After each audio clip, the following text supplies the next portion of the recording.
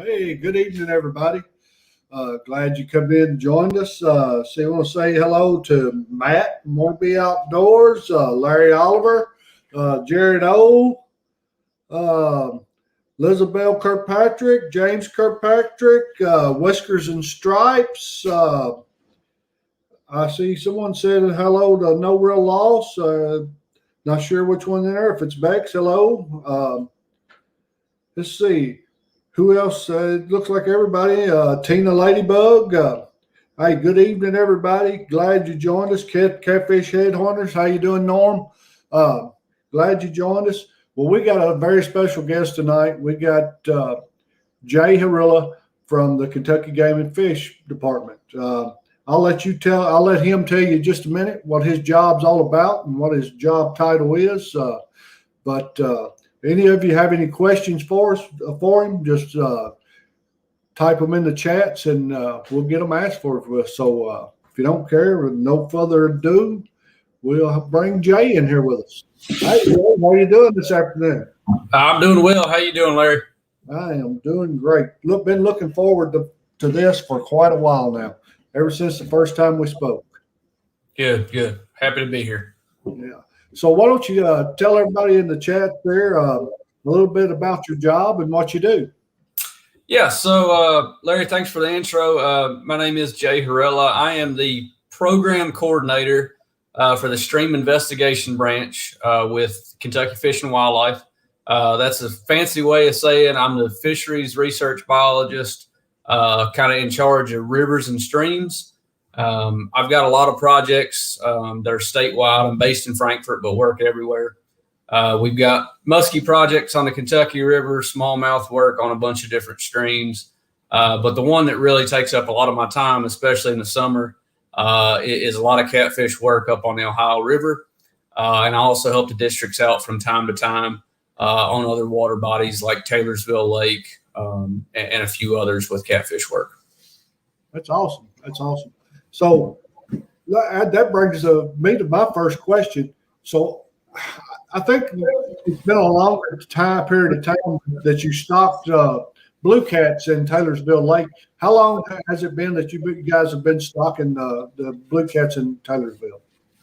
I believe the first year that that lake was stocked was 2000 or 2001. So we're getting some fish in that lake that should be getting close to their kind of max potential, max age. And we've gotten good reports from anglers that have caught, we're getting reports of some 60 plus pound fish. We've caught some 50 plus pound fish in our sampling. And numbers are typically pretty good. It really, sampling that lake is not always the easiest thing, but we're able to see a lot of fish up to 30 inches. And then if we can get out in the winter and do some sampling, then that's when we can usually target some of the bigger fish and they'll show up in our samples. So that's awesome. So you say you spend a lot of time on the Ohio River. So how do you think the Ohio River is comparing with other major rivers in or around our area? With the Ohio River, we've obviously got a long piece of it here in Kentucky. I'll compare it, with bordering states that are not bordering states, but states upriver from us that a lot of people really enjoy fishing in, such as West Virginia and Ohio, upriver from the Ashland area. Our numbers are actually, from what we've seen, and they've just started sampling as intensive as we do. We're competitive and typically beat them in numbers and size in most cases. That's not always the case. There are hot spots here and there. When we look at other water bodies within the state, I'm putting the Ohio River at the top of my list, especially I'd say anything from Louisville down to the mouth. If we look at other water bodies, a lot of people are running down to Alabama to fish. A lot of people on the Tennessee and Cumberland River chains. I'm not real familiar with the actual data from the biologists there. I do know it's a great place to go catch big fish. It's a great place to catch numbers too. A lot of that could be, down to forage availability and things like that. I know a lot of people blame it on commercial fishing, and that's okay. That's a valid reason to be concerned about some things. But as far as the Ohio River goes and where it's been, we've got really solid data for the past 10 to 12 years. But before that, we really don't have much because it wasn't really a big issue then. So we don't have a really long-term data set yet for a fish that can live 20, 30 plus years in some cases. So, a lot of people might argue with me, but if time and travel time is not an issue, I'm going to fish the Ohio River if I was catfishing. It's still a good fishery. And, when we're out there sampling, we see plenty of fish and we see pretty good numbers of big fish. And we've not seen any drastic declines since we started our really intensive sampling in 2012 or so. All right. So let me ask you this. How do you tell the difference between a male and a female catfish? And when you are doing your sampling, are you seeing that we have good numbers of each, or I guess the numbers that would keep us going, regenerating? Yeah. So the first question was being able to tell a male from a female. Not always the easiest thing to do. Sometimes you can tell on channel catfish specifically, and sometimes blues. If you get an older male, some people call them a chucklehead or something like that. They get this really broad, dark head, kind of got an impression in the middle of it. But that's not always a good way to look at it. The best way, and it's not always the easiest, especially if you don't know what you're looking for, but if you look at their belly side, what is called the urogenital opening, where they pee or where they used to mate from, the shape of that can help you tell. So a female is just going to be pretty smooth. You're not going to see anything. But on blue catfish in particular, the males will have what they call this papilla, which is essentially like a little bump kind of around the opening there. And it's not always very visible. So again, it's not 100%. The most accurate way, would be is if you had to sacrifice the fish, you could check the gut contents, but we don't like to do that just to figure out what sex they are. Right. And what was your second question, Larry? Just when you doing your sampling, are you seeing good numbers in male and female to keep the population going, keep regenerating? Yeah, we're out there a lot from late April through the end of August. So we're not sexing every single fish because, we're trying to do a good job and be thorough, but at the same time, we're handling hundreds of fish a day in some instances and running gear. And channel catfish look great. I have no concerns over them. Flathead catfish are probably our most difficult to sample the entire size range of that. So we use electrofishing to get smaller fish, 30 inches and less with that. And then we have really big hoop nets like commercial fishermen would use that we target our large fish and get an idea on that. Blue catfish, we also electrofish for them. Again, we get 30 inches and smaller. We will see some big fish. It's not uncommon to see a 50-plus pounder here or there while we're shocking, but where we really see those big fish, 30, 40, up to, we've sampled them up to 75 pounds is when we go trot lining post-spawn. Oh, wow. And there are spots in the river that are better than others for sure. But I've been pretty happy with where we're staying.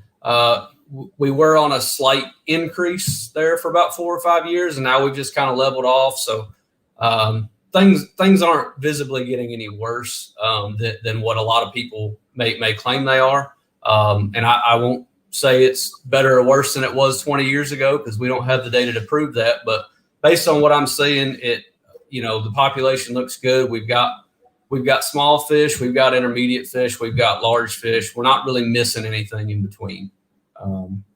Awesome. So how old do you expect a catfish to live to? I guess what's the average age for one, and what is their life expectancy? So for blue cats, the oldest that we have seen in Kentucky, I'm sure there are older, but the oldest we've verified is 20 years, and the average age of what we're seeing is tough to tell because we're not sacrificing all those fish. When we have to age fish and we have to sacrifice a few of them to do that, we don't want to kill everything we catch because that's quite a bit and it's a lot of work to do that. So we're taking a subsample to get an idea, and the growth of these fish is incredibly variable. So if you take a 20-inch blue cat, it could be anywhere from 5 years old to 12 years old. It's really variable and it depends on a lot of different factors. But so yeah, about 20 years old, max length probably about 50 to low 50 inches on average. And that's if it lives long enough to make it that, whether it be because it's harvested or dies of natural causes. Most fish are going to die of natural causes before they get that big anyway. That's just kind of how it works. Right. With channel cats, we've also seen them up to 20 years old. Biggest one I've seen was actually at a tournament. A gentleman in the Markland pool, just downriver from Cincinnati, brought two 35-inch channel cats to the weigh-in. So he thought they were blue cats. And we took a closer look at them. They were without a doubt channel cats. So pretty impressive there. Flathead catfish. We have actually gotten one that was 33 years old. Oh, wow.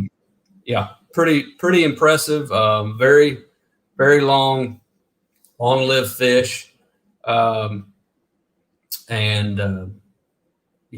not seeing a ton that are that old, obviously, and we don't want to sacrifice too many big ones, but it is important on occasion that we need to look at that data. So we're looking pretty good as far as size structure, and the ages we're seeing are matching up with a lot of surrounding states on what they're seeing for kind of how old are some of their biggest fish. And we're seeing all the ages in between, not a whole lot of missed year classes when we do check on that. So how do you decide where and when to stock catfish? So a lot of that is based on public use, and also what lakes are suitable, good habitat or good access for fishermen to be able to utilize that resource. Most of our reservoirs don't have a whole lot of natural reproduction, and some of that's habitat related. Some of it could be lake level related as well. So Taylorsville Lake, in my opinion, is probably the highest per acre use lake in the state. It's also a very productive system. There are shad by the trillions in there, and that's a very popular bait for blue catfish. So blue catfish get stocked in there. Similar lakes with a lot of shad and good similar habitat, maybe not the same size, but would obviously be barren. We stock Dewey Lake out in East Kentucky, as well as Fish Trap. Fish Trap and Dewey both have a history of zebra mussels in them, which if you've ever been on the Ohio River, there's plenty of zebra mussels that get puked up in your live well. And I think we just recently started stocking Carr Creek Lake, which is also out there close to Hazard, Perry County, I believe. Okay. Now, some of our smaller state-owned lakes, those are getting stocked with channel cats, and some of them do get stocked with blue cats on like a rotating basis. And that one's really based on public use and creating opportunities for those anglers. So our districts will go out and sample in September a lot of time. And if they don't see that there's a whole lot of good numbers there, it may get a stocking. And we stock on, used to be an annual basis. Now it's a rotating basis with a few more fish stocked each year rather than, having to go to the lake every year. I want to say, depending on the lake and the species, they're getting probably 25 to 200 fish per acre. And that's those fish usually range about 5 to 10 inches. They rear them here at the hatchery in Frankfurt, and then they get shipped out. I think September is when they usually stock the public lakes, the state-owned lakes. And of course, we've got the fins program. Those fish are raised at Pfeiffer as well as bought, and they get stocked. We're putting them in there for people to harvest them. So, okay. Well, I had a question here from the chats. It says, is genetics a big part of catfish size? It probably does have something to do with it. There's been some studies that look at it, but nothing definitive that I'm aware of. What's more likely is its prey availability and forage production. So, let's say the water body that you always fish has, 5 straight years of really, really poor shad spawn. Well, if that's the number one forage that your catfish are after, there's going to be a reciprocating effect on your blue catfish or channel catfish population, whatever it is. So if the forage isn't there to provide the energy that those fish need to grow, genetics is not going to matter much at that point. Water temperature also has a lot to do with it. We don't have as long a growing season as, say, Mississippi, Louisiana, Texas, something like that. And if we have a really cold winter where some of the lakes and rivers take a while to heat up, our growing season can get a little bit shorter. So genetics, it does play a factor, but to what extent, it probably, a lot lower than some people would say. I'm of the opinion that forage and just being able to get that energy and into the fish is the most important factor. Another question here from the chat says, do you think monster catfish get to their size because they are sutural? Sterile. Sterile. Okay. Sterile. Okay. Because they're sterile. There shouldn't be any sterile catfish in the state. Not naturally anyway. I know we've stocked some hybrid blue channel catfish in our fins lakes before, but they typically won't get as big as a blue cat will. They'll grow really quick, and they usually have good survival, but they'll max out at about what a channel cat's maxing out at. Okay. All right. Let's see. I had another question here before. At what age does a catfish breed? Depending on species again, and also sex of the fish. Blue catfish, 4 to 7 years. The males are going to mature a little bit sooner than the females. And it kind of depends on growth there too. I told you earlier, it was really variable. So blue catfish and flathead catfish, both around 4 to 7 years old. Channel catfish, a little bit quicker, 3 to 6 inches. And we're looking, if you just take a general length for all three species, probably 15 to 16 inches is a safe bet. Okay. So as a catfisherman, as a sportsman, if I want the catfish to carry on to flourish, what is there a certain size fish I should look at when I want to harvest some to eat, to harvest, and is there a certain size that I should always release? I wouldn't say always. It really depends on what the management goals are. If we're looking at channel cats, it's not really something that's going to create that trophy aspect that brings people in to fish for big fish, right? There's very few fisheries like that for channel catfish in the United States. If we're talking blue catfish or flathead catfish, if we're really trying to create a trophy fishery, yeah, I mean the logic is to release some of the bigger fish. They are per body weight, they do produce more eggs, so you could get a better spawn off that way. Probably the most important thing, if you're out for table fare more than anything, is depending on where you're fishing, you need to look at water or at fish consumption advisories. These are long-lived fish. So, if you're eating a 20, 30-year-old fish in a lake or a river that's got a lot of PCBs or, a mercury warning issue out on it, these are top of the food chain fish that live a long time. They can accumulate a lot of that in there. So, I would personally, I like keeping fiddlers. I like those 10 and 12 inchers, skin them, gut them, and cook them whole and pick them off the bone.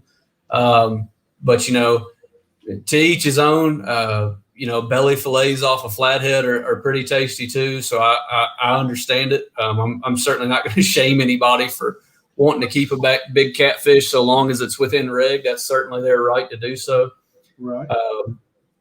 But thought process and just biology of the situation tells us that if we're looking to see some bigger fish in there, we want to limit the harvest of some of those big fish. And in our Army Corps lakes that we stock blue cats in, we do have a 1/25 regulation for those blue cats. Right. And also on the Ohio River and the tributaries, and actually statewide for recreational fishermen. Now it's a little bit different for commercial fishing.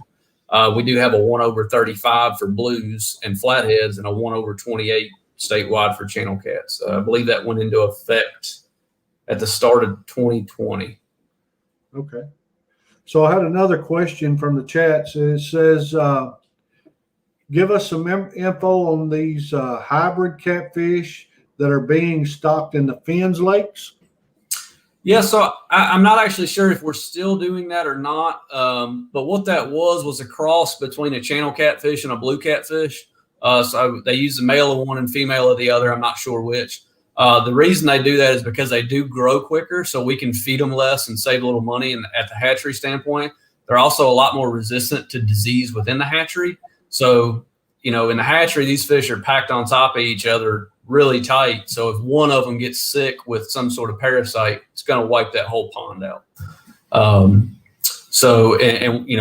Those fins like get stocked with keeper sized fish. They're trying to average at least a 12-inch fish when they stock them. So that's not just they breed them, we feed them really heavy, and they're stocked later that year. They're holding them over winter. It's a pretty intensive process. So anything to speed that up and save a little bit of money, because it's not cheap to raise that many fish. I'd have to double check with our hatchery managers to see if we're still stocking the actual hybrids. There was talk about going away from it. They're in some of the Fins lakes. I couldn't tell you which ones off the top of my head. I'd have to look at some of our stocking info. All right. Another question from the chat says, are you going to put any stipulations on commercial harvest to ensure the growth of all three catfish families or species? So we do have regulations on commercial fishermen. That's started, I think 2013 may have been the first year they went into effect, or that we started talking about it, excuse me. Several years later, the reg went into effect. So commercial fishermen have to follow 1/35 on the Ohio River and its commercially fishable tributaries. Now, there's a little bit of a caveat to that. There are up to 15 commercial fishermen a year that can put in to get what we call a trophy permit. That allows them to harvest larger catfish at a higher rate. I believe it's four fish over 40 combined. So they could have 4 flatheads or 3 blues and 1 flathead per day. I think the last couple of years, we haven't even had 15 people that qualified for that. They have to harvest a certain amount of fish every year to even qualify for that permit. Okay. I believe last year, 7 of the 15 spots got filled. Now, some of our inland lakes are not covered by that reg, so they are unregulated. That we don't have a whole lot of data on some of those lakes, particularly Barkley and Kentucky are the ones that a lot of people are concerned about because they do have commercial fishing. It is something that our Western District is aware of, and they are gathering data. And it's been discussed with the commission here at Fish and Wildlife. But as far as any plans to put any regs on those at this point, no, nothing. It's a it's a process to go through a lot of things, and we have to make sure that we're seeing every side of the story. I know a lot of your listeners want to catch big fish and they want to conserve them, but we do have multiple user groups, and we want everybody to be able to have some of what they want, but we do have to make sure that the resource is able to support that. So if commercial fishing is too much and we're starting to see declines, then yeah, we would definitely need to do something, or at least have it be discussed with the proper people. But it's a balancing act, and I know people don't want to hear that. I deal with it all the time, but we definitely have to hear every side of the story. Ohio River in particular we're keeping a close eye on it. We're out there. We've been out there nonstop since 2012. And I feel like we do more and more work on it every year. So we got a good idea on the pulse on that. And I'd like to see that level of work done on some of the lakes that are in question. But unfortunately, the districts have more than just catfish to worry about. They're dealing with a lot of different species and a lot of different lakes. So yes. All right. Got another question in the chats. It says, does Kentucky Game and Fish have any plans to stock any additional lakes Blues. with blues? Okay. Any blues in any additional lakes? Oh, yes. It hasn't been discussed. Right now, our hatchery for the past couple of years has been at capacity, so we're producing the max we can. Both hatcheries are at max capacity, and we actually have to purchase some of the channel catfish for the fins program from private facilities that are out of state to fulfill the stocking needs for that. Right now, there's no plans to expand the blue catfish stocking program. The only thing that we've stocked recently that's not really normally stocked is the Kentucky River, and that's not something we would normally stock with catfish. That was done in response to the Jim Beam whiskey spill that caused a big fish kill there. So we actually got some surplus fish from, I think, West Virginia, maybe, had a really big surplus crop. And we were able to stock with some, smaller fish, but to try and mitigate some of that. Yeah. Well, that's awesome. All right. Does the thermocline change rapidly?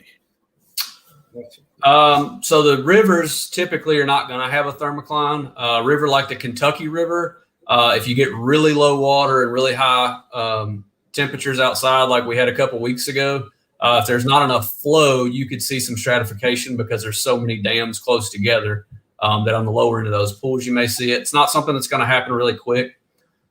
In the lakes, the bigger lakes are going to take longer to start showing that thermocline. And, even the core lakes will show it. Taylorsville can get really bad sometimes with the thermocline. It'll set up at 8 feet sometimes, which for a lake that's that deep and that much water, that's pretty shallow. A lot of your state-owned lakes, that are 150 acres. I've seen the thermocline as shallow as 5 feet sometimes. That's not typical, but if you've got a decent electronics on your boat, if you get your settings right, you can see how dense that water will get, and you don't want to be fishing below that because there's very little to no oxygen, and the fish can't survive there, so they're not going to be there. You want to stay above that level for sure. I think Bering River Lake is in the middle of turning over right now. Turnover can happen in September. I'd say, realistically, the true turnover, when you'll start getting that kind of smell, that water will start looking kind of black. You're still probably later this month is when it'll happen. Excuse me. Some of your smaller lakes may start a little earlier. And if we get some windy days, that can really start mixing that lake back up. I have another question. It says, are catfish zooplankton when they are born, or can they swim to some extent? No, so zooplankton are actually a completely different species, and there's several different varieties of them. So they're born when they're spawned out. They start as an egg and they're fertilized, and they turn into what they call fry. And fry are essentially just kind of pink, 1 centimeter long fish. They still got like a little yolk sac attached to them sometimes. They'll continue to grow into what we call fingerlings. And then they are essentially, turning into small juvenile fish after that. Yeah. What is this? Okay. Yeah. Will they hybrid naturally in the wild? So will, I guess, blue cats and channel cats breed naturally in the wild?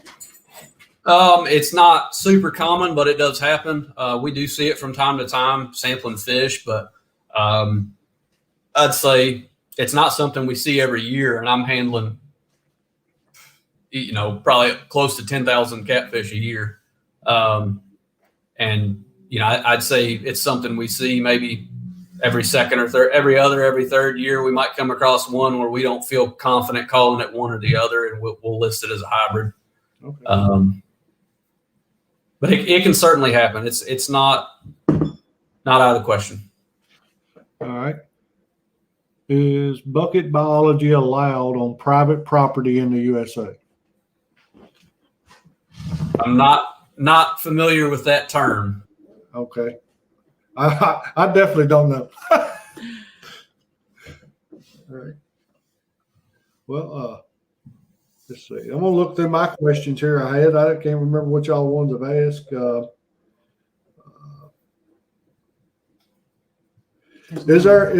Other than the Ohio River, I guess we talked about Taylorsville Lake.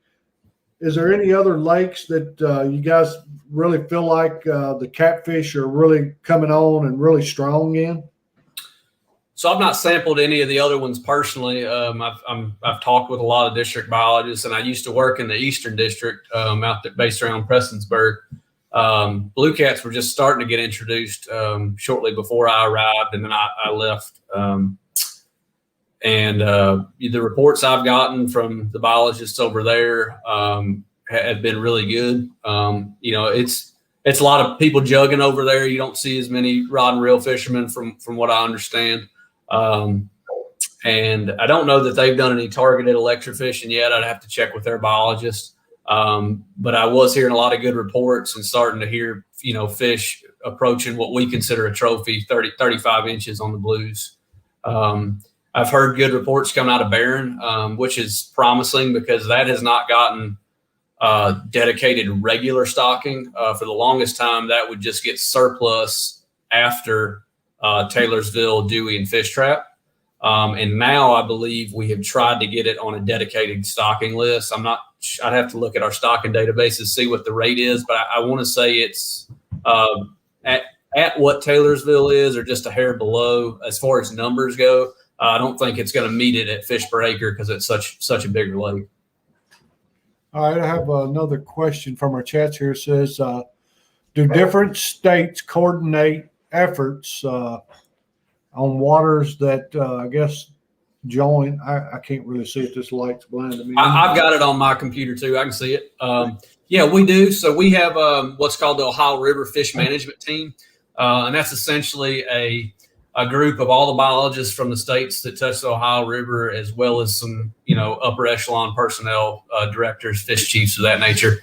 So we have several, collaborative projects, and we're sharing data.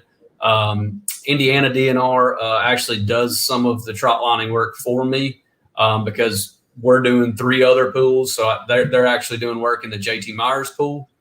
And I've got Illinois and used to help with some of the trot line and stuff. They don't anymore because they've had a lot of budget issues. Ohio has come out and helped with several things, and they've kind of piggybacked off some Asian carp work that was getting done by another biologist to use some telemetry equipment to look at blue cat movement. And West Virginia and Pennsylvania have actually come down and helped us with some electrofishing and hoop netting efforts so that they can build on that. and expand their program. Kind of learning how to do certain things and of that nature. But yeah, we collaborate on stuff other than just catfish. We've got some sauger work that's been put out and a lot of different things. So yeah, we definitely try and help each other out when we can and lighten the load on everybody. All right. So what's this? Bucket biology is putting any species of fish in a private pond, including those that could be invasive. So, okay. Yeah. So it is legal. You're allowed to say you go to Barren River Lake and you've got a farm pond back at your house and you want to put some blue catfish in there. Well, you can legally harvest blue catfish, for table fare or keep them alive in your live well. So as long as you're within those limits, you can bring them back and stock them into your pond. Transporting of any invasive fish in this state is illegal, to my knowledge. Definitely, probably the one they're thinking about is Asian carp or invasive carp. Transport of live bait is not allowed in this state from one water body to another. So say, we've both Barren and Taylorsville. Taylorsville for sure. There are silver carp and bighead carp in that tailwater directly below the lake. And we've seen them in Barren River up to close to Beach Bend Park.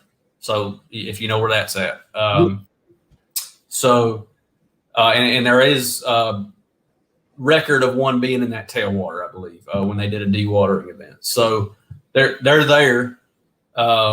If somebody were to go throw a cast net in the tailwater and then go bank fish on the other side of the dam, they get done and they still got a handful of shad, what they think are shad or minnows or something. They dump them in there. That's certainly an issue. So, it's not something I would promote as far as trying to stock your pond that way. Unless you're absolutely sure what you're stocking and that you are within the state regulations. You can put as many blue cats in there as you want, but per day you need to stay within that limit, which would be, depending on where you're at, it'd be 1/25 if you're coming from Taylorsville, 1/35 if you're coming from somewhere else, if you're looking with blue cats. Yeah, here on Barren, it's 1/25 also, and I love that rule. That was a great rule I think you guys put in place. So yeah, and that was put in part mainly because we did do some exploitation studies on Taylorsville Lake, so seeing how many fish are getting kept. And I don't remember that number off the top of my head. That project was done by someone else, but it was high enough that we felt, and there was a lot of pressure, and there still are a lot of people that jug on that lake. So it's still very much a harvest oriented fishery there. We're trying to both allow people to still take home a cooler full of meat if they'd like to, but also allow some of those fish to break through that size barrier. And for the people that like to go feel a good tug at the end of their line, have a chance to catch a really nice fish. Okay. Well, I have a question. My name's Cody. Yep. My son's had football practice, so I'm late to the party here, but better late than never. Do you think Kentucky has the potential to ever produce a record fish? I do. It's going to take a lot of things. And I think, I talked earlier, we were talking about growth and max size. And I don't know if you were there for that, but it's going to take consistent forage production. If that food is there and that fish can readily find it and feed on it, it can convert that energy into growth. So the more food that's there and that is susceptible to them, the better. Also, natural mortality is a thing. Even if we didn't have people taking fish out, whether it be recreational fishermen or commercial fishermen, that fish has got to have the ability and the lifespan to do it. So fish are going to die naturally every year. You could put 100 fish in a pond and not touch, or in a big lake and not touch them, and not all of them are going to live to 15, 20 years. That's just the way it is. So we need good forage so that we can have good growth. We need good water temperature so that our growing season stays kind of what it is, or a little bit longer. And in a river in particular, we need good water conditions. So high water in a river is not necessarily a bad thing. Blue catfish and flathead catfish will move out on that, onto that floodplain and feed when we get that. But it's obviously smaller fish in that instance, may have a little bit tougher time finding some forage and fighting the current. So the potential's there. I don't want to give it a percentage or anything there. You never know what can happen. I think we've had state record got broke 18 or 19, 106 pounder blue down out west. So I went and checked a couple more just a few weeks after that were in the 80s and 90s. So I mean, there's fish there. My gut feeling says it'll come out of the Ohio River or lower Tennessee or Cumberland. There's a lot of forage there. Water stays a little bit warmer. You get fish coming in and out of the Mississippi. So I think that's your best bet for if you're trying to break a state record. World record is going to be tough to touch anywhere. At Lake Gaston and Bugs Island, Kerr Lake area is pumping out some good fish. That's right. Yes.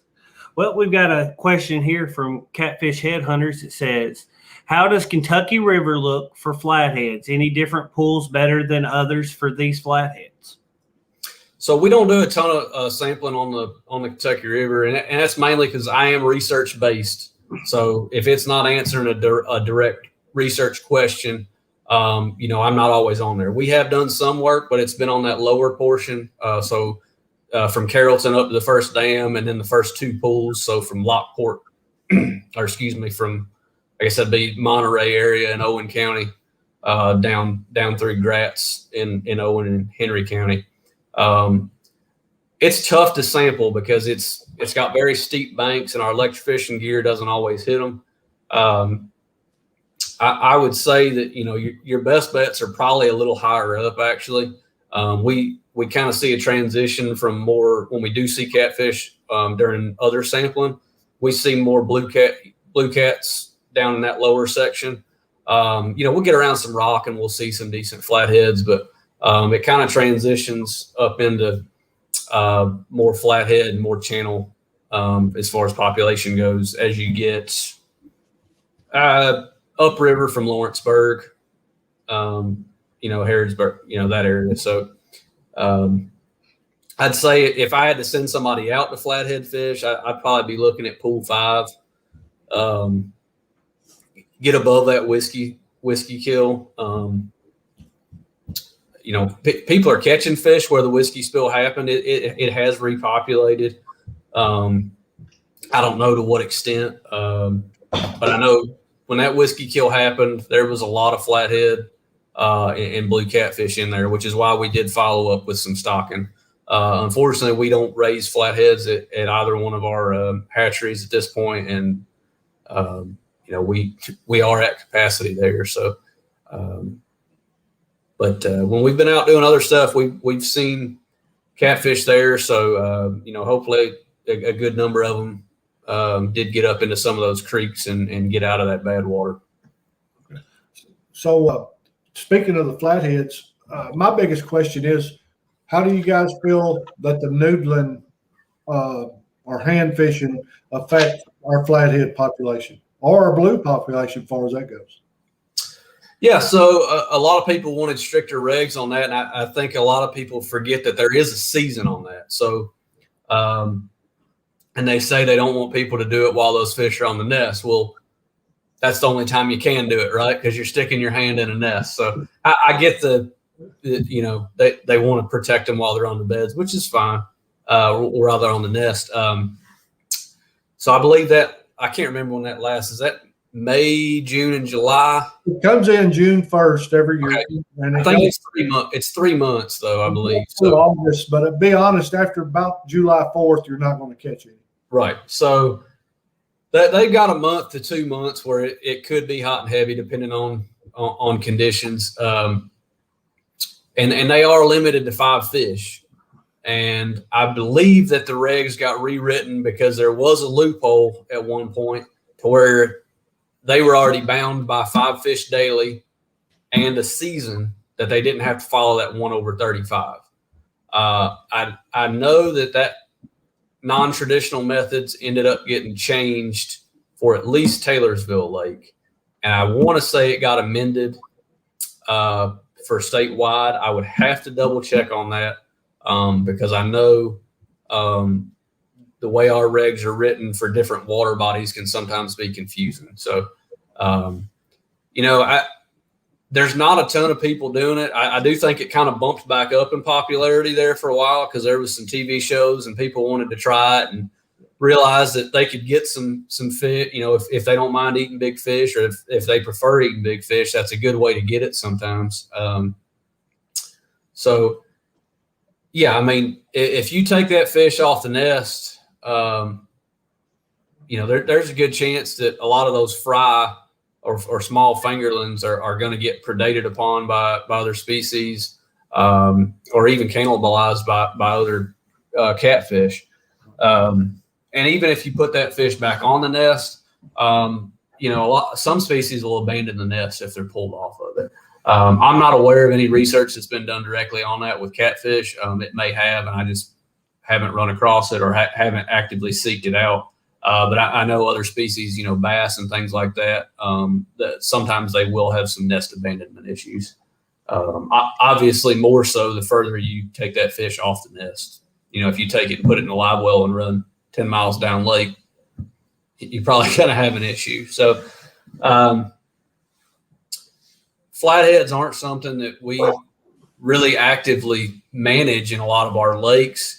And there's not a lot of people that are actively targeting them based on our creel surveys. I think people will just generally say I'm catfishing. And it might be up to somebody to decipher what species they're going after. But a lot of times that type of information isn't available on a creel card. Right. I can only speak from personal experience. I started noodling in 1990. And I'll be honest, this year was the first year I didn't noodle. And I'll be honest, it's because over the years, I feel like I've seen a big decline in the flathead population. I think our blue population is great, but the flathead population, I feel like has really declined. And that is the main reason I did not go noodling this year, is just because I did not want to catch any of them. And then I'll be honest, as far as a fish to eat, I'll take the flathead over any of them. I think the flathead tastes better. Yeah, like I say, I'm not aware of any body of water other than Kentucky, Barkley, and the Ohio River that get either annual or every couple of years actually targeted flathead catfish samples.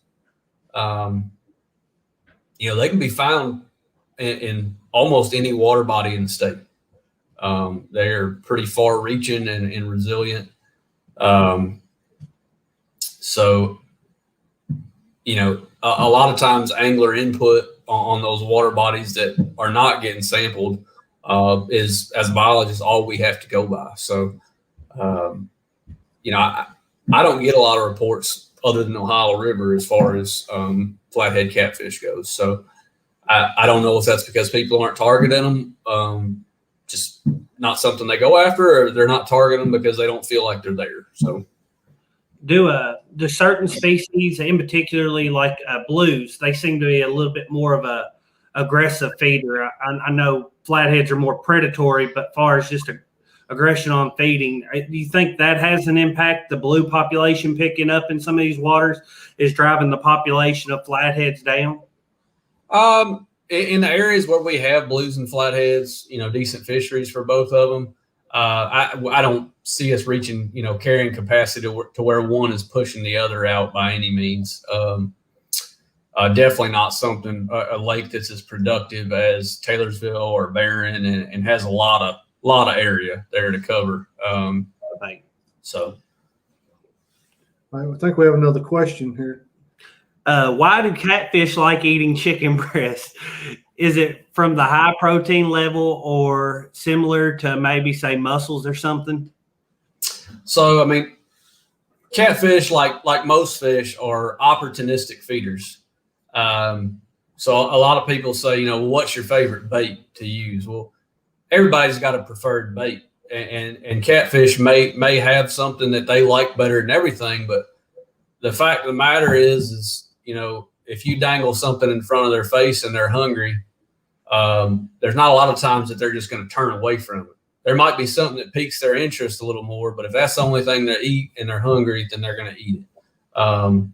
It's kind of like, a lot of people like to use this or that. But chicken breast, whether it's better than one or the other, I can't say for sure, but I mean, it's certainly meat that's putting off a scent. I don't know what it's mimicking for them, or maybe they do have a preference for chicken. But I mean, there's plenty of things you can catch catfish on, cheese cubes, hot dogs, chicken livers, skipjack, shad, buffalo, any type of meat cut up there's a good chance you'll attract a catfish. Alicia Barnett asked, was the whiskey kill-off you're talking about in Frankfurt or wild turkey? So there's been two in about the past 15 years or so. The one that was older, it might even been 20 years ago. I'd have to double check the date, but that was the wild turkey one. So that occurred in pool 5. The one I'm talking about was Jim Beam has some rick houses just outside of city limits, I guess. It's on Glens Creek is the tributary. There's several other distilleries down there that have kind of reopened old buildings, some smaller ones that opened in the Old Crow Distillery and another one. But they've got a rick house there. And I believe lightning struck it on like July 3rd, maybe even 4th of July, and it caught it on fire and caused that whole thing to collapse. And I don't remember how many barrels, but it was a good portion of that rick house dumped straight into there. And I mean, it was so much that it wouldn't mix with the water in the Kentucky River. Even when it got to the Ohio River, there was still a slick that would not mix in. So that happened. That's pool 4. No, where is Glen? Yeah, Glens Creek is pool 4, just a little bit upriver from I-64 bridge is where that is. So we were doing fish counts all the way from pool 4, which is the Frankfurt pool, down to the Ohio River. No. So another question we had on our question is, what do you think is the largest danger to our catfish population? I mean, I think it depends on where you're talking about. If we're looking at rivers, I won't shy away from it. There is a potential for overharvest. That is why those regs were put in. That is why we continue to monitor it year after year, and there are no plans to stop that research and that data collection, because we don't want to see a drastic decline. We want to say, hey, if we're seeing a decline, we need to stay on top of this and actively work with this. Another big thing in the river is inconsistent forage production. So we've been okay the past couple of years with getting pretty good shad spawns off. I don't know about this year yet. I'll know better when I go out in October. And some of those shad have gotten big enough to where our electrofishing boats will hit them. We don't do any shad surveys. It's more just kind of we see them when we're out doing other things.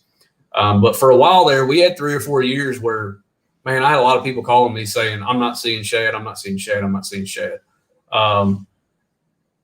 Whether that affected catfish populations, it'll take a couple years to see that, just because they are kind of a long-lived species. So, and then obviously, invasive carp could play a role. They're still doing a lot of research on that, trying to figure out kind of how that affects fish.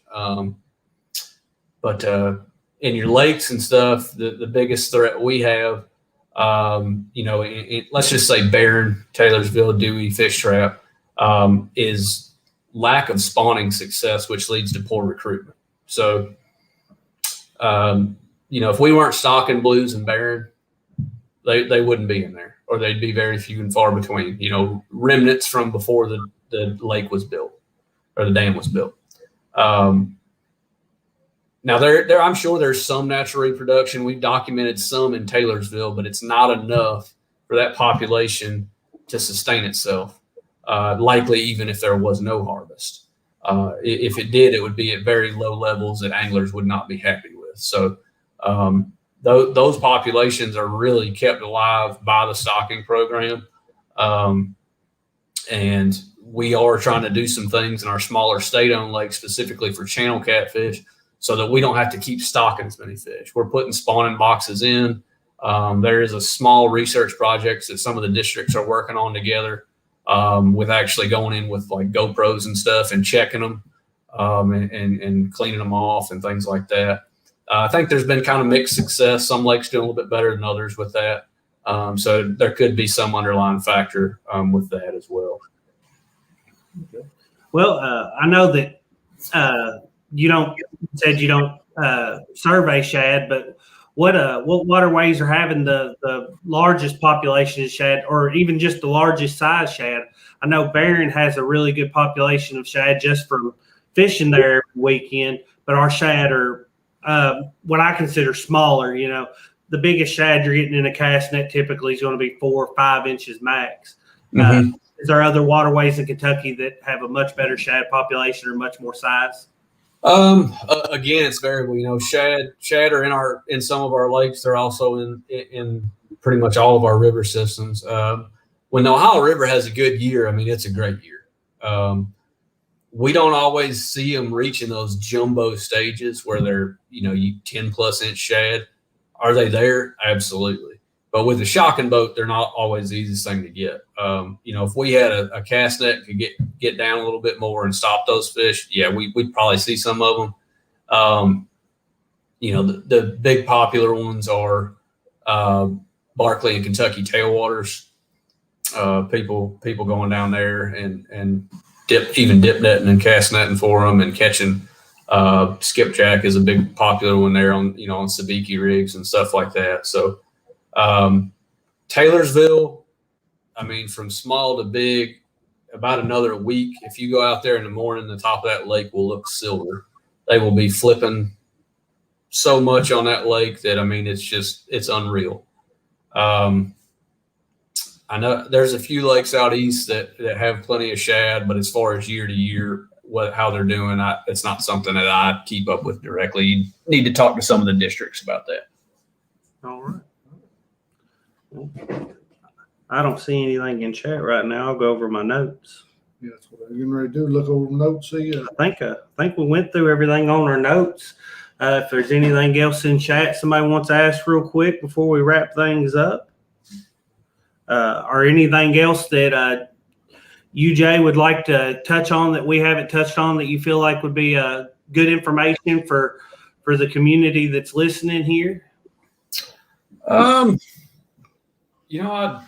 I think you guys pretty much hit everything that I was expecting to, kind of answer. So, I'm fine just taking questions from anybody that's got them, and I'll answer them to the best of my ability. All right. Okay. I see something here. I must have missed it. Let me scroll back up. Have you guys ever checked Will Green Lake, or also known as Taylor Fork Lake? Yeah, so that is part of the Northeast District, which is based out of Moorhead. When we started doing a lot of catfish work, they had me come help them with a few things. and we took a couple shocking boats out there and did some work out there, and we did not do well at all. We'd gotten reports of some good fish. For that to work, we need that thermocline to be set up. I'm not so sure it was that day. That lake has a very high turnover rate, so if it rains, a lot of that water is going right out, which can prevent a thermocline from setting up and rendering some of our gear not as effective. That high turnover rate and flow going out the dam could also lead to a lot of fish getting entrained through the dam and ending up in the creek below.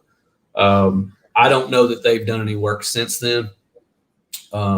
And I don't get any reports from that lake. They're going to be calling that office. So I'd have to check our stocking list to see. I'm pulling that up right now. It did not get stocked in 2021, but I believe that's a every other year stocking now, so it should get stocked in 2022. Okay. Well, see here. I'm not sure what I've missed, but I'm not seeing any more here in chat. I'm not the quickest of readers, so. But that looks like that. One question that comes to mind for me, and this may be something that I know it's nothing that you probably go over, but it's something you may just know. The mortality rate on releasing catfish. Is there a high mortality rate, or are they pretty? I mean, to me, it seems like they're really hardy fish, and if you catch, they're hooked in the mouth. As long as they're not hooked in, the mortality rate would be low. But I'm curious about it. Right. So I want to say Virginia Tech did a study on the New River, and what they did was go out and look at flatheads that they caught on trot lines. So they probably sat there overnight, and they looked at hooking mortality on those fish, and it was pretty low. Of the three species, I'd say flathead are probably the most hardy of the three. Blues are probably the least hardy, especially in the water, like in bad live well conditions. But one thing I will credit the catfish community on is, in my opinion, I feel like the people that are either fishing tournaments or just want to take pictures at the end of the day, the live well setups at some of these boats, especially like some of these big catfish specific sea arcs and all welds and expresses and all these big boats, the live wells, even if they're not built in the boat, the custom jobs that some of these guys have done with timed ice release and timed salt release and oxygen and recirculating water. We used to do some tournament attendance and get data from tournaments when we were first starting out, just trying to get as much data as we could. And some of those fish had been in a live well for 8 hours, and they'd whip your butt when you took them out and tried to handle them. So hooking mortality, just like any fish, if you gut hook a fish or something and sit there and rip at it or whatever, good chance it's not going to make it, or at least show some injury. But yeah, they're pretty hardy fish, and I still wouldn't say hold them out of the water too long or handle them rough, but it's definitely not something you need to be super concerned with, but do be mindful and take care of the fish. All right, that's some great info. Alicia asked, do you know if the Fens Lake will be stocked with cats again this year?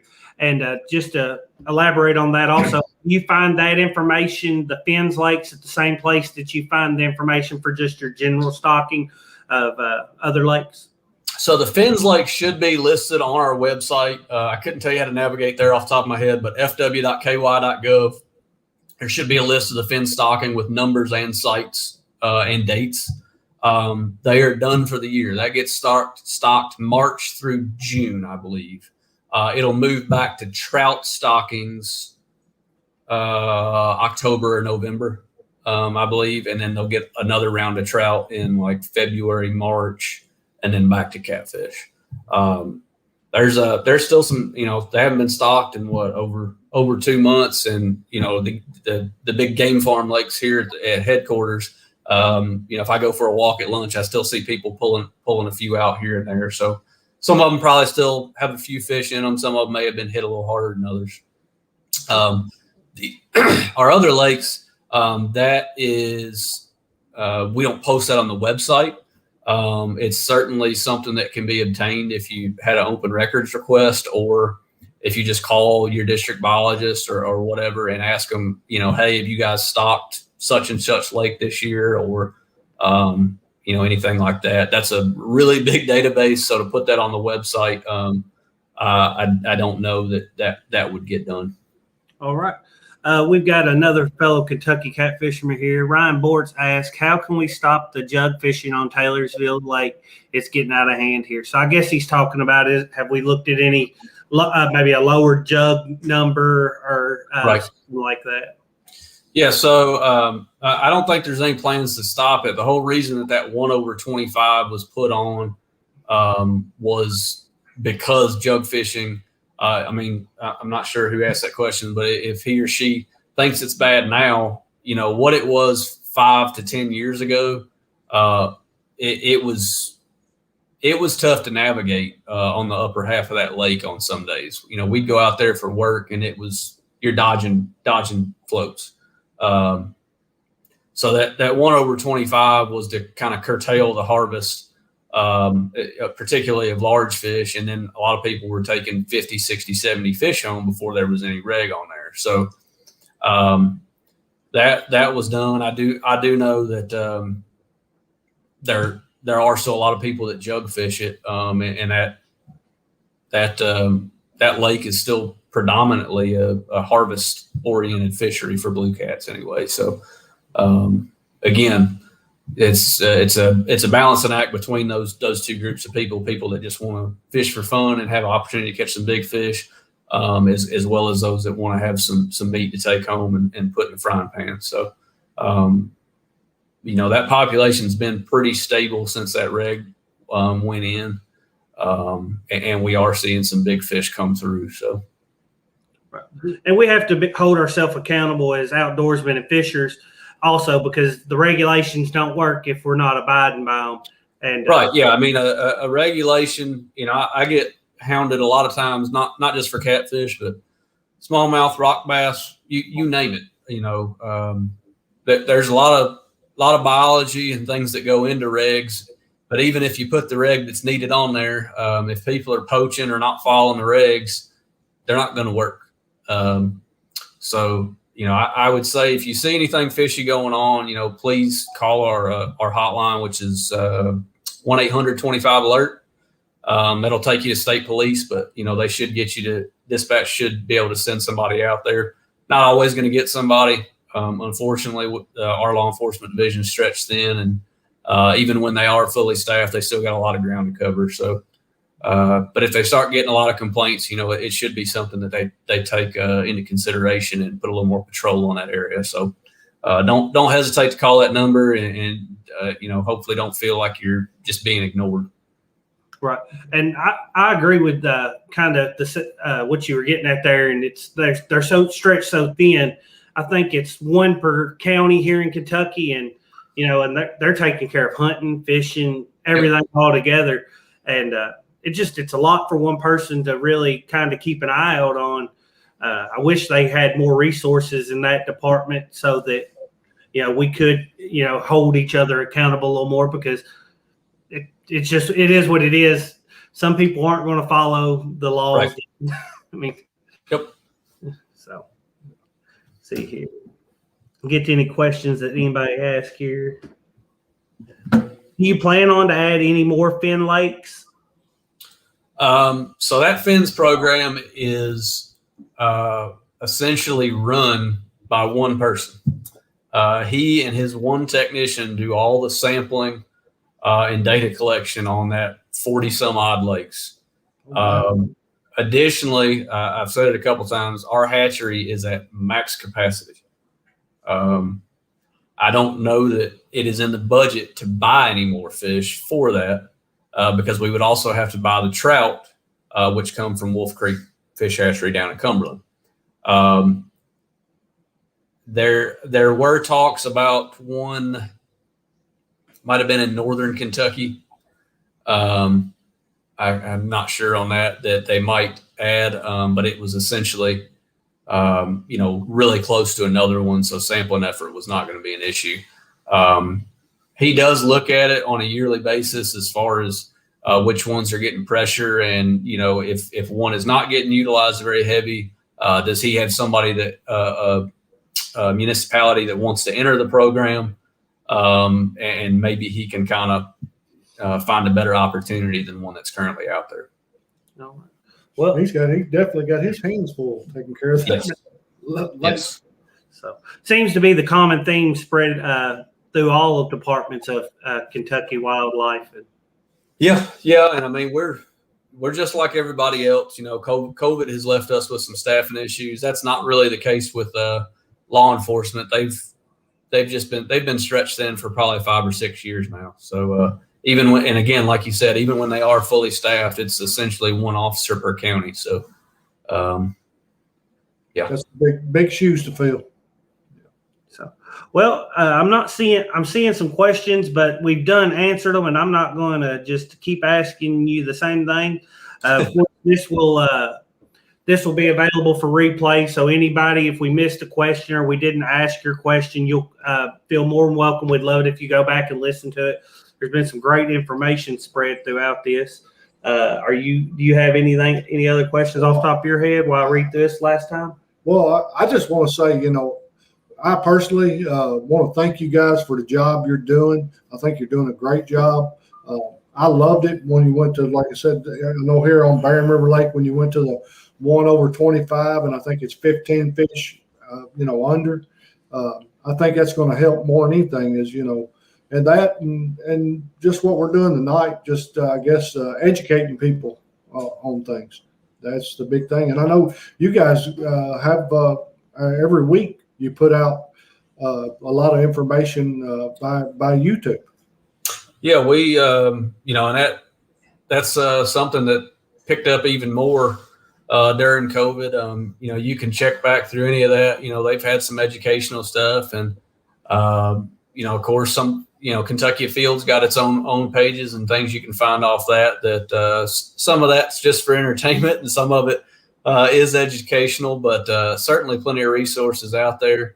And a lot of, if you're willing to do some reading, a lot of resources on our website as well that you can find on beginner techniques and places to fish. If you're looking for somewhere, if you're curious about some of the fin stuff, there's a, really good section on the fins, thing like that. So yeah. One of the questions that came up here, Alicia asked, will you be updating the fish attractor map? Yeah, so that's a periodic update. So they've been doing a lot of work on Barren River Lake right now. We actually have a habitat branch, and they have some dedicated spots. I think that he's doing that essentially when he's not out there doing that. He gets that to kind of our IT and technical guy, and they're usually up within about a month or so. Our districts also do some of their own habitat work, and that's usually up within about a month of it happening. I know they just did some big rock piles down at Beaver Lake, which makes me happy because I spend a lot of time there. I don't know. I actually haven't looked to see if they're up on the website yet or not, but he usually, those biologists usually get those in pretty quick. It's going to vary from district to district, but that's usually kind of as it's done, it gets updated type deal. Some districts may be a little quicker to get things in than others, but I would just say keep checking, or if you're not sure on a specific lake or something, don't be afraid to call your district biologist, because they're going to know as soon as you say what lake, they're going to take a quick look at it and be like, yeah, this isn't updated, or it is. So, yeah, I know Alicia fishes Taylorsville a lot. I know here on Barren, over the last few years, the fish attractors, they have really added a lot across the lake, and really that's actually the main project that habitat branch is working on right now, and it happens in different stages. And they've put some really big ones out that are actually telephone poles propped up with big boulder shot rock on the upper end of the lake. They do those in the dry. In Taylorsville, she'll be happy to know, I believe right now is on the docket to be the next big project. And it's had a little bit of work done on it every year for probably the last 3 or 4 years that the district has done. Christmas trees, some gas line pipe attractors, some big hinge cut cedars that are holding fish. So that's great news. Well, I know I wasn't here for the whole show, but I was listening in when I wasn't here on camera. I've really enjoyed being able to get a chance to hear some of this information and pick your brain. I think that's pretty much all the questions we had. I know I'm very thankful, and as well as my dad is. We typically pray at the end of all our live streams. I have one last question. Okay. So I'm going to assume you are a catfisherman yourself. You catfish? I do catfish a little bit. I haven't in a while. I deal with catfish so often that I like to spend my time crappie fishing and bluegill fishing. I like it. But if you'd asked me 10 or 12 years, that was the main thing I did was catfish. And then when it got real hot, I liked smallmouth fish in the creeks. So if you was going to give a catfisherman some advice, what advice would you give all these guys? And go out in the heat of the year, post spawn, and use some fresh cut bait. Find you some moving water. That I'm telling you right now. This is the time of year that I get calls with people saying we can't catch fish in the river. And, man, this is when we light them up on our trot line samples. So time on the water beats time off of it. And stop looking at your depth finder 24/7 and put a line in the water. So I think that's good advice. Yep. Yes. So, well, we can't thank you enough for being on with us. Just really appreciate you taking the time to do this. You've really gave us some great information. And I thank you guys, your whole group, for all the efforts you're putting forth and all the work you're doing. Thank you very much. I appreciate it. And I thank you for having me on tonight. I had a good time. All right. If you don't care, I'm going to pray us out. Absolutely. Thank you, Heavenly Father, for this day, Lord. Just ask your blessings and your guidance upon all of us in the chats today, Lord. And Jay and the whole team at the Kentucky Game and Fish, Lord, we just ask you to be with them and guide them. It's in Jesus' name we pray. Amen. All right. Thank you, guys. Thank you, guys. Thank you, guys.